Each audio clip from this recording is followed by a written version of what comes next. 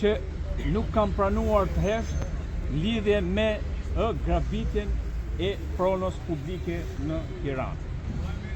Konkretisht, bëhet fjalë për një pronë publike ja këtu, sa kalon rrugën, unë edhe panoj, është një pallat i ndërtuar në vitin 2006, dhe ndërtuesi, zaptuesi, në vend që të legalizohen të pallatin për 20 vite, cilët i la banorët pa e legalizuar, ka zaptuar një pronë dhe ka legalizuar në mënyrë kundraligjshme ish kofshin publik numër 33 bashkë me 210 metër katror tokë.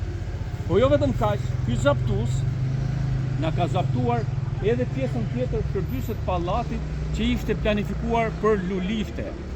Dhe sot nënat me fëmijë, pensionistët nuk mund të dalin përpara pallatit sepse ky zaptuesi e përdor për parking privat që 20 vite dhe fiton nga parkingu privat. Fali. Ky zaptues, përveç që se ka zaptuar pronën publike, ne si banor ju drejtuam me kallëzim penal Spakut. Kemi bërë ankesa në prokurori, kemi bërë ankesa te kryetari i bashkisë, po gjithë banorët e pallatit. Kjo tokë që është zaptuar ka qenë tokë me pronar, u është njohur pronarëve, po nuk është kthyer sepse do të bëhej kopsht. Dhe pjesa tjetër shërbyse do të bëhej lulishte. Pra, me qenë se ne bëm gjithë ankesa, përveç kësaj si banor i drejtuam me kadastër.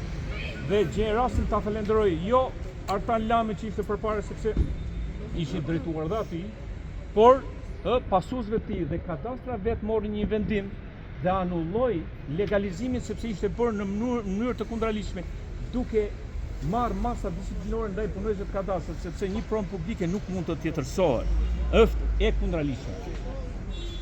Meqenëse se kadastra mori këtë vendim, ne kishim bërë kallëzim dhe kallëzimi i Spakut kaloi tek Prokuroria e Tiranës. Gjyqtarja nuk e pranoi praktikën që kishte bërë vetë kadastra që kishte analuar këtë. Unë në këto kushte gjyqi vazhdon sepse është antimuar është në gjykatën e apelit, në të njëjtën kohë pronarët kanë bërë një paditje civile për ta rikthyer tokën në emrin e tyre, sepse meqenëse shteti nuk e do me bon kop, nuk mund ta marrë se një që nuk e ka tokë vetën dhe edhe vetë legalizimi ishte bërë në emër të një moshuari dhe i moshuari ja dhuron atij që ka certifikata djalit të këtij mashtruesit që punon në doganën e Tiranës. Atëherë meqenëse nuk e pranoi këtë vendim që kadastra anulloi legalizimin dhe kufizoi pronën për 99 vite, unë kam kontaktuar me ministrin e Brendshëm, me kryetarin e bashkisë dhe me vetë Edi Ramën kam komunikuar edhe me letra dhe me mesazhe. Dhe i kam kërkuar ndihmë, i kam thënë, hajde mor zotëri, sepse siç ndodh tek ne, tek pallati jon, ndodh në gjithë Tiranën. Janë marrë hapësirat publike, lulishtet e janë bërë parkinge.